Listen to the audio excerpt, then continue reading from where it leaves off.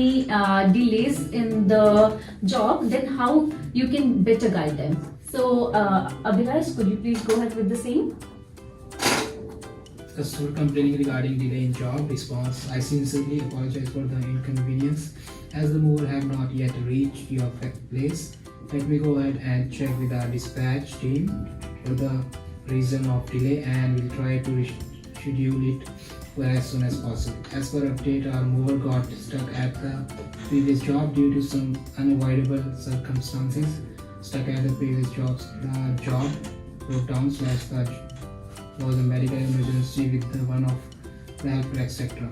Okay, so what kind of scenarios we face whenever we see that there is a delay on the part of mover? They also get the chances wherein they are somewhere required to go ahead with the service for the long time, because the customer did not inform us about the correct size and the list of the items in the property. So at the same time, delays happen, and besides this, we have another reason about the same, and it includes sometimes it also happens they get any kind of injury in the previous move, and this is the reason the delay is happening. And besides this, there are other kind of contingency or emergency situations out of which they get sometimes delayed or stuck at the previous property or with a particular move. But we always make it ensure that we have to give them a call by which we can inform them. If any kind of rescheduling is required, they can go ahead with that, and we can make it ensure that they are always moving their stuff freely and in a happily manner. Clear? And as far as you know, that you are required to get all the things confirmed from the dispatch, then you can confirm about any kind of delays. And besides this, if you feel that any kind of rescheduling is required, then you are again required to get it confirmed from the dispatch team first, that if any rescheduling is happening, then at what time slot you should be offering the same to the customer, and if any date changes is the requirement, then what should be the date that you should inform to the customer. And at the same time, don't ever forget to click over here, as you can see the tab job rescheduling. So whenever any kind of job rescheduling is happening, so it should be marked as yes over here, because only by this way the dispatch would be clear that it is a job where a high priority is made, so that this can be made possible at the next possible solution or the date. Clear? Okay. The things that we are required to keep into mind is the dispatch team is helping us with the many things. And the very first and very important thing is they are helping us with the availability of movers. So whenever we have to check the availability, whether we can go ahead with the move of any customer, we need to get it discussed with the dispatch team. Then after that, whenever we are required to go ahead with making payments, and this is again somewhat that a dispatch team is helping us about. Clear? Then after that, because until unless we are not done with the payment, we have not received the payment, we can't go ahead with the completion of job as well. So because both making payments and job completion is the task of the dispatch team, so we always make sure that whenever we are informing customer any information about the payments, we are delivering them the correct information and as per the requirement, because until unless we won't be able to go ahead with the job completion until it is not informed to the customer. Then after that, what else we are required to share with the customer is like in case there is any live call handling wherein the customer is having any dispute with regards to anything. Let's suppose customer sometimes says that I won't be making the payment. What happens, because movers are into direct contact of the customers. So because they are actually having the face-to-face communication.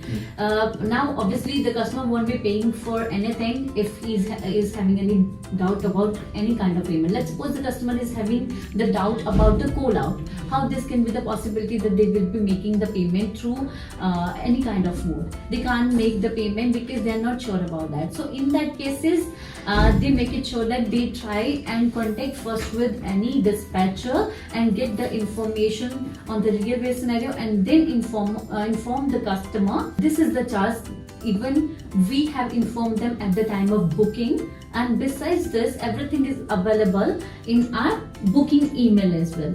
And where not only the prices on which we have given a particular move, but besides this, call out, and if any fuel fees applicable, and besides this, if any steer charges are there or any charge that is applicable for any heavy item, that also gets mentioned into booking. So besides this, though they can better handle the things, but again, if a call reaches to the customer service department, they have to make it sure that they are handling it specified manner. When communication happens, we communicate something, their changes happen as per the understanding and as per the interpretation of the information that we have delivered. So we always make it sure that we give them a brief information about each and everything, and if still and there are any doubts, we try to make them ensure about each and everything with the clarified examples. Let's suppose if the customer is having any doubt about the prices, then we make it sure that we try to get a clarity about the price of the job, like at what hourly price a job has been fixed, and after that we need to ask about the same from the customer, that how much hours the movers have spent at their property, and by what time the movers finished it, and if any breaks that have been taken by the movers, then it is for what time, so that we can even give the real justice to the customers as well. Clear? Okay. So by the time we have learnt about all of the stuff that we can move and we can't move, and now I'm going to start with the heavy items that we are required to move whenever the customer help us with the list of items. And now the very first thing that they share us about the aquarium. So whenever they share us about the aquarium, then what are the things that we are required to ask as a probing question? So the very first thing is whether the tank is empty or it is filled with the water, and besides this we have to ask about the livestock available in it. We have to give them suggestion that they are required to rinse all of the water, and out of these fish tanks they are required to remove all of the livestock, because we don't move livestock. And besides this, as a probing question, you are required to ask whether the aquarium that the customer is having with the wooden base or without base. Clear? And in order to get more clarity about the weight of that particular item, you can ask about the dimensions, because by that we can also get the idea. And if the customer is not having availability of the dimensions of that particular item, then we can ask about the pictures. And if the customer wants to send us the pictures, we will be asking them to send these pictures on our email admin@cbdmovers.com.au. That's fine.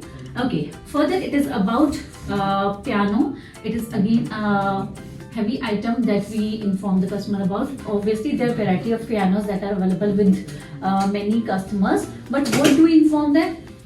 That we are required to move only two kinds of piano. The first one is pianos that are of upright category, and the second one are of basically the digital piano that are also termed as electric pianos. Clear?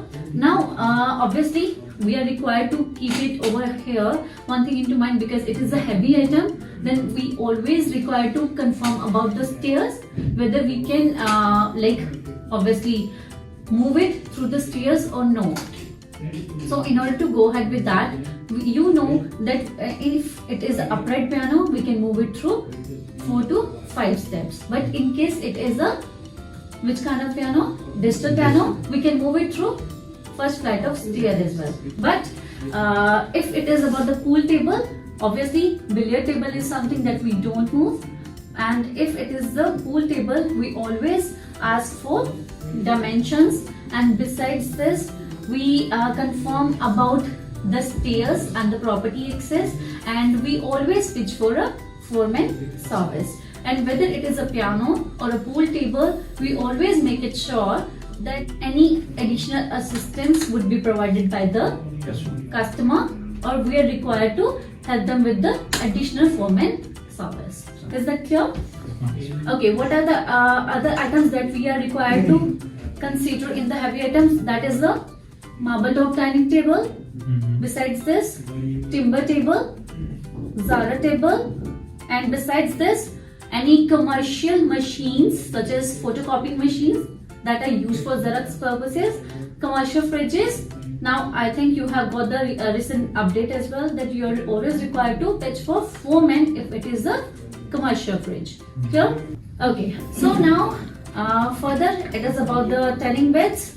Again, this is something that we don't move. Again, it is a fragile item, so we don't because we don't cover its coverage into our two insurances that we are providing to the customer. So this is the reason we are not providing into our service as well.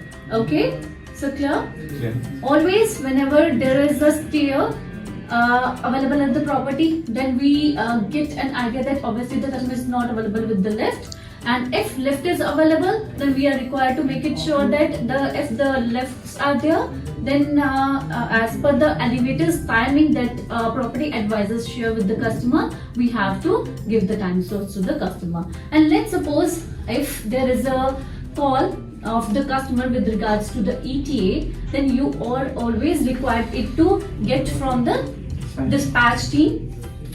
And after getting the availability of the movers, you need to inform the customers that the ETA that is informed as per the time slot is between, let's suppose, 7 and 9. So movers are required to be there in between the given time slot, because it is just the time slot for their arrival, not the job time which was supposed to be started. Same. It's just estimated time. It's just an estimated time. So clear about the same? Yes. So now always make it sure that you are first confirming about the actual status of the movers from the dispatch team, and then you are making them aware about the same to the customers. And always give them apology for any kind of inconvenience caused on our end. And along with this apologetic tone, we try to give them a proactive service by which we are informing them that if this is something, then we are here to help you, and we will definitely give them a call back as a part of ownership. Basically, as you know, that before giving any assignment to the job, we confirm the status of the booking. Basically, why do we confirm that? So that we can check if the customer is available on the book date, or due to any kind of contingency situation, the customer is not available at the given time slot. So always we prefer giving them a correct guideline that we are available between the time slot of this and this. And are you all set to go for tomorrow? And after getting all the updates from them, we are required to inform that these are the things that they always need to keep into mind, such as the movers will be calling them 30 minutes prior their arrival. And besides this, if any other item is there, they need to inform them. And besides this, you inform them about the prices and the call out and any additional charges that are applied on the booking. So clear? After confirming each and everything, you are always required to ask about the pickup and the drop off addresses as well, so that we can avoid any kind of hassle on the part of our movers and the customer as well. Clear? Okay. Any queries?